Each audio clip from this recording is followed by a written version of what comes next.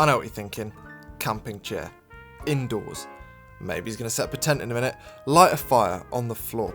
Maybe he's completely lost the plot. No, we've moved into a new house, and that wall back there, we painted that this morning, and we don't have any furniture yet, hence the camping chair. I do have a new coffee machine though, and a new voiceover mic, but no sofa. Do you like my sander? It's not plugged in at the moment, which is probably for the best because I'm not 100% sure how to use it. It has been smoothing out walls though, so it's a good sign. Maybe I have lost the plot. Right, this video is about 3 different topics. The first is that you shouldn't give your photos away. The second is some Greenland prints that I've been working off that you've been asking me about for a while. Not all of you, some of you. And the third is about this channel next year and what I think I'll do and what hopefully you think I should do. But first, giving your photos away and why you shouldn't do it. And there's a reason that I'm going to talk about this today, and that reason is because you might have seen, if you've been watching or looking at photography blogs and Twitter and just anywhere in the photography community over the past month or so really, Squarespace and Unsplash have decided to partner together. Now, full disclosure, I use a Squarespace website and I've done sponsored videos with Squarespace before too. And I've always found them fantastic to work with, brilliant customer service, brilliant on the business side, just great people. I can't help but feel that they've dropped the ball a bit with this deal though. And for those of you who don't know what Unsplash is, basically it's a website where, as far as I can tell, you upload your photos, then other companies and people can download those photos and use them for pretty much anything, so advertising, print media, anything you can think of, and they don't have to pay you. It's all free. So the photographer gets 0. So yeah, Squarespace has been getting quite a bit of stick for that deal, mostly I think because they actively target and need photographers. Like, there's a reason that Squarespace want to sponsor pretty much every photography channel out there. So yeah, it's a bit of a strange deal that Squarespace have decided to do in partnering with a website which in many ways is actively destroying photography. That sounds quite dramatic, so let me qualify that. The more and more I've thought over the past few months about Unsplash, the more I've come to realise that in many ways, like I say, I think it's destroying professional photography as a service. And the reason for that is that when I think of all the people who are choosing to upload their photos to Unsplash and all the reasons that they might be doing that, I think the biggest one has to be for exposure. And exposure and making a name for themselves in the hope that at some point they'll be able to generate some income from either that photo specifically, or maybe not if it's on Unsplash, or other photos or services in the future. So for example, I think that some of the photographers who upload to Unsplash might think that if a company uses one of their photos from Unsplash, then they might get in touch with them in the future and commission them to do some work, which I'm sure, 100% sure, has happened. Trouble is, I think the most common outcome is that people won't get commissioned because those companies that are downloading photos from Unsplash are learning all the time, day by day, more and more, that photography is free. They're being trained to think that photography is not something you should have to pay for, despite the fact that it costs a lot of money to make. You know, the equipment, the skill, the gear, the travel, everything that's involved in good photos. They're starting to associate that service with being free. And sooner or later it won't be too much of a problem because I think the photographers who are uploading to places like Unsplash will realise that exposure, whenever that's promised, it's never really worthwhile. That's certainly my experience in the industry. And exposure as a concept is not really worth the paper that it's written on. Free photography is about as sustainable as Squarespace offering free websites. It's not a business, it won't work, and that service will cease to exist eventually. Which is why I say that I think Unsplash is destroying photography. So yeah, bit of a strange decision from Squarespace that. Let me know your thoughts in the comments, but I think, as I say, they've dropped the ball on that one. Anyway, the reason I raise this is not to talk specifically about Squarespace and Unsplash. It's more to do with the fact that I think you should be very, very careful when you're deciding to give away your photos and your best work on the promise or the hope of exposure, because as I say, it's not very often that I come away from a deal, or have done in the past when I was doing these kinds of things for exposure. It's not very often where I come away feeling like I've got value and where exposure has been worthwhile when nothing else has been on the table. And obviously in all the creative industries, it's now very common that you have to kind of do free work at the start of your career, or you have to have super cheap rates, or do loads and loads of different things to try and get your name out there. I get that, and I think in many cases it's a great way to propel yourself forward.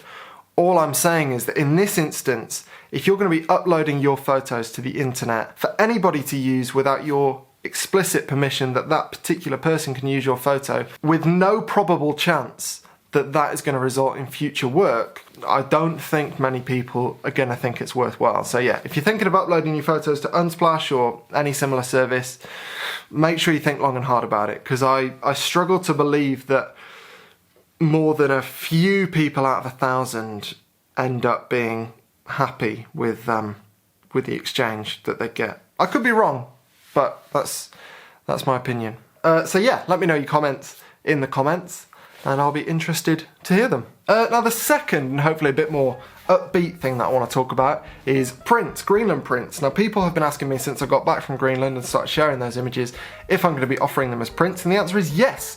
They've taken me a bit longer than I'd like to sort, which has just been down to, well, various things, but I've finally got round to putting some on my website. So there are 4 Greenland prints and 2 Iceland prints. Now normally I just do 1 or 2 prints at a time, but I couldn't decide which images to offer as prints, so yeah, there are 6 of them. Now one more caveat which makes me a little bit sad but can't really be helped.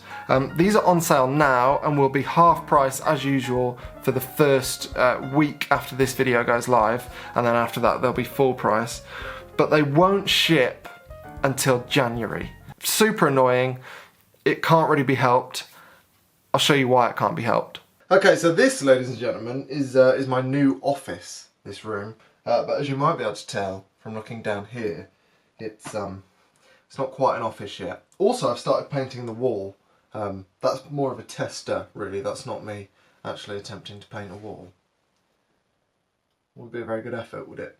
But basically, the bottom line is that my printer is down there, and there's really nowhere better to put it at the moment because, well, everywhere has been redecorated.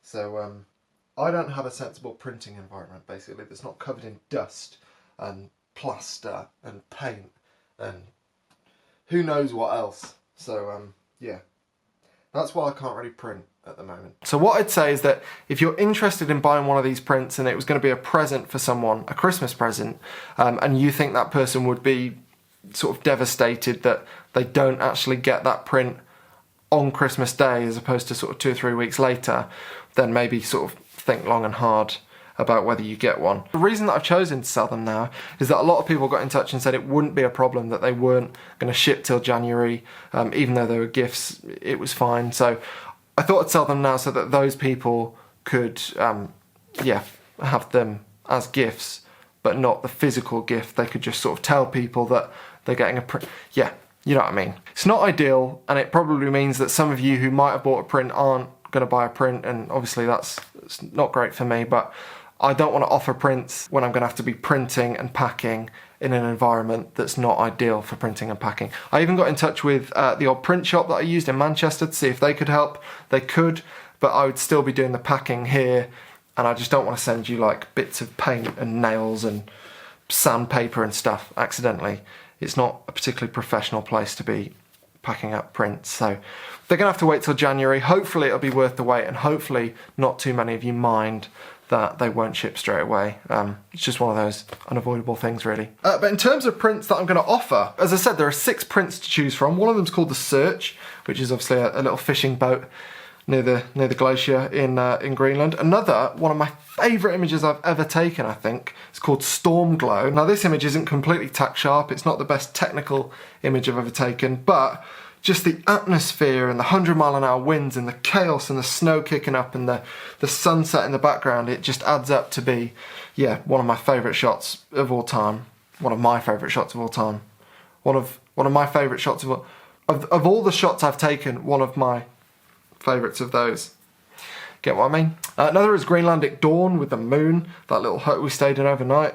I quite like that photo too. Another Freezing Motion. This is in Iceland, and I quite like the name for that because well, it froze the motion in the water, and also it was freezing. Another little pun in off-road trip. I'm back to Greenland for another print called Dancing Skies. In fact, now that I think of it, some of these names remind me of paint colours, like Hinky Punk, Veil of Tears, Flannel Grey, Endless Shadows. I mean, that doesn't even make sense. All shadows have an end. Mineral Mist, Warm Pewter, Polished Pebble.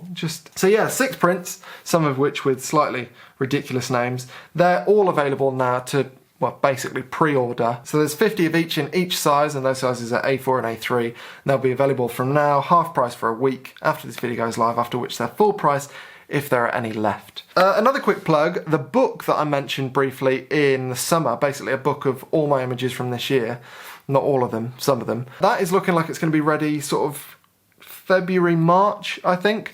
Again, it's sort of 80% done, and I was thinking a few weeks ago, oh, I could rush it and try and get it done before Christmas. But ultimately, it's a book that people are going to buy and hopefully going to keep for many, many years. So I need to make sure it's right. And I didn't want to rush anything, just like I don't want to rush these prints for the sake of a few more sales. So yeah, February or March for the book, I think, but it's coming on nicely. And last but not least, well, maybe least, this channel next year. So this year, I've done a hell of a lot of stuff. I've had one of the best years of my life in so many ways. It's also been one of the most hectic, one of the most stressful, certainly one of the most disorganised. And next year, I'm wondering how to sort of improve in all those facets. And one of the things I'm going to do, one of the things I can do, because you're so supportive in giving your time to watch my videos, also because some of you buy prints, because you don't mind if I have sponsors, that means that next year, I'm going to be able to dedicate a hell of a lot more time to these videos. So for a point of reference, this year I've probably spent 15 to 20% of my time on these videos, and I've taken lots of jobs that haven't been great for this channel, I guess, in the sense that a lot of the time I haven't been able to film while I've been doing those jobs, or they haven't allowed me enough time to make the videos that I've wanted to make, all of which has meant that I've not spent enough time doing what I really, really want to do, which is ultimately just make these videos. So next year, I reckon, because, as I said, you give up your time to watch these videos, and I've got to a point where the channel can, up to a point, kind of support me, I reckon I'm able to spend probably 70 or 80% of my time next year on this channel. All of which means the possibilities are, well, I was going to say endless then, probably not quite endless, but I have a lot more time to make these videos, is the bottom line. So what would you like me to do? How would you like me to approach that? Are there any topics you'd like me to consider? Do you want me to travel more, travel less? Would you like me to upload more, upload less, but with hopefully better production values and more considered content? All of that stuff is kind of up for debate in my head and also in the comments section. So yeah, let me know if you have thoughts. I appreciate this channel is not a particularly big part of your life compared to what it is for me, but yeah, if you've been watching these videos and had thoughts about how they could be improved or other things I can do, I'd really appreciate the feedback. Yeah, thanks for watching. I'll see you next time.